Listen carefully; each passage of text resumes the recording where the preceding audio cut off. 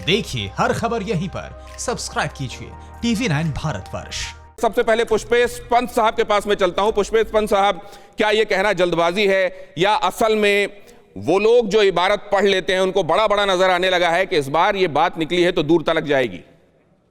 देखिए, बात तो दूर तलक जाएगी, मगर मैं इससे सहमत हूँ कि ये तीसरे विश्व युद्ध के बादल मंडरा रहे हैं। मुझे लगता है जो कुछ हम देख रहे हैं वो शक्ति समीकरण जो पिछले 10 साल के थे वो बड़ी तेजी से बदल रहे हैं, और कोविड वायरस के बाद जो दुनिया का पूरा संरचनात्मक ढांचा था वो बदल रहा है। तो उसके सत्ता के समीकरण से वो सारे बदल रहे हैं, और जो बुनियादी टकराव है वो शायद भारत और चीन के बीच उतना नहीं है जितना चीन और अमेरिका के बीच है, क्योंकि चीन ये चाहता है कि इस स्थिति का फायदा उठाते हुए जब राष्ट्रपति ट्रंप अपने देश में पुनर्निर्वाचन के वर्ष में थोड़ा घिरे हुए नजर आते हैं, कोरोना की मार उस देश पर बहुत ज्यादा पड़ी हुई है। पुष्पेश सर, ये इतनी दिलचस्प बातें आप बता रहे हैं, लेकिन ऑडियो कुछ डिस्टर्बेंस कर रहा है सर। ये ऑडियो मैं सुधरवाता हूं, टेक्निकल टीम लगेगी, मैं आपके पास दोबारा आता हूं, लेकिन तब तक प्रोफेसर राजन के पास में जाना चाहूंगा। प्रोफेसर राजन, जो बातें मैंने अभी आपको अपने दर्शकों को और आपको बताई, उनमें से किन बातों के साथ और किन बातों में आप समझ रहे हैं कि ये वाकई बहुत अहम और रेखांकित करने लायक बातें हैं, और क्या अंदेशे ऐसे हैं जिनको लेकर आपको ये लगता है कि अभी ऐसा सोचना जल्दबाजी है?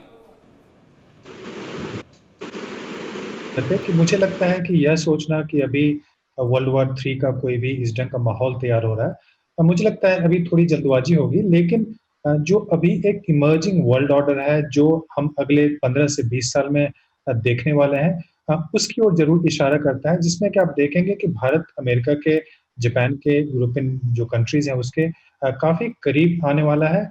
और जो एक और नई चीज आप देखेंगे जो कि अभी हम शायद नहीं देख पा रहे हैं, कि अभी रशिया और चीन का बहुत ही अच्छा एक संबंध है, और उसका कारण स्ट्रेटेजिक है। उसका कारण यह भी है कि वेस्टर्न कंट्रीज ने रशिया पे सैंक्शन लगा रखा है, और इस कारण से रशिया अभी चीन के साथ जुड़ा हुआ है। लेकिन धीरे धीरे आप देखेंगे, अभी कुछ दिन पहले ट्रंप साहब ने बोला था कि G7 को एक्सपेंड करके उसको G11 की बात की गई थी, जिसमें कि भारत को भी शामिल करने की बात की गई थी, उसमें रशिया का भी नाम लिया गया था। तो आप देखेंगे कि जैसे जैसे चीन अमेरिका का या वेस्ट का नंबर 1 एक एडवर्सरी, हॉस्टाइल कंट्री के रूप में इमर्ज करता है, तो फिर जो रूस और चीन के जो अभी अलायंस है ये भी ब्रेक होगा। ये ज्यादा लंबा नहीं टिकने वाला है, क्योंकि वेस्टर्न कंट्री, चाहे इटली की बात करें या फिर जर्मनी की बात करें, फ्रांस की बात करें, तो ये सारे देश रूस को अपने खेमे में लाना चाहते हैं।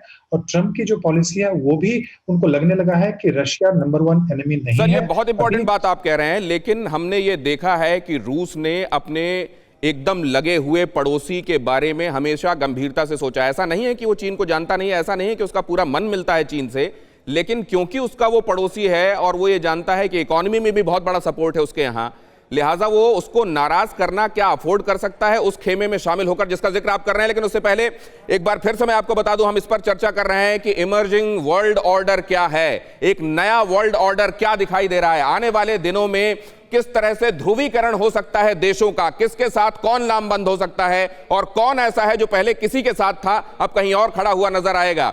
हमारे साथ संजय कुलकर्णी साहब भी जुड़े हुए हैं। संजय कुलकर्णी साहब, क्या अब ये स्थितियां बन गई हैं सामरिक तौर पर कि अब ये एक दूसरे की ताकत को पहचानते हुए एक दूसरे के साथ लामबंद होने का, और उस तरीके से लामबंद होने का जो दरअसल पहले हमने नहीं देखा अभूतपूर्व तरीके से, क्या उसकी शुरुआत हो गई है? गौतम, मैं आपको एक बात बताऊंगा। सेकेंड वर्ल्ड वॉर में UK, USA, Soviet union, China एक तरफ है।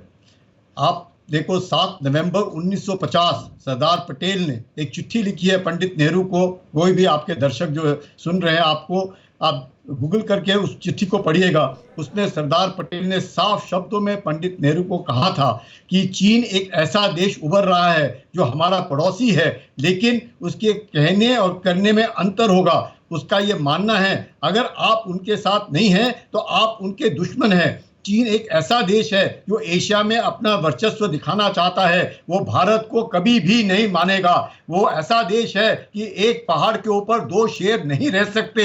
ये सब सरदार पटेल ने गुजरने से पहले 7 नवंबर 1950 को, आप समझ सकते हैं, 1945 को सेकेंड वर्ल्ड वॉर खत्म हुआ, 1949 को PLA माओ से तुंग की पार्टी पावर में आई। उसके बाद इस तरह के जो लिखना ये नहीं है, ये बोला उन्होंने जून 49 में उन्होंने आगाह किया।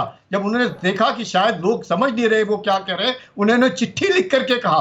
तो जरूर इस तरह के जिस तरह आप कह रहे हैं एक नया वर्ल्ड ऑर्डर क्यों, लेकिन सर इन बातों को पहले समझना, कहा यह जाता है कि किसी एक मुसीबत को आप कितना पहले भांप लेते हैं, कितने पहले आप रणनीति तैयार कर लेते हैं, कितने पहले आप समझ लेते हैं कि ये सपोला एक दिन सांप बनेगा या ये बीज एक दिन जहर का एक पेड़ बनेगा, उसी पर आपकी ताकत मुनहसर है। TV9 network 6 languages, Hindi, English, Telugu, Kannada, Marathi and Gujarati, 56 crore impressions, India's number 1 news network, TV9 network.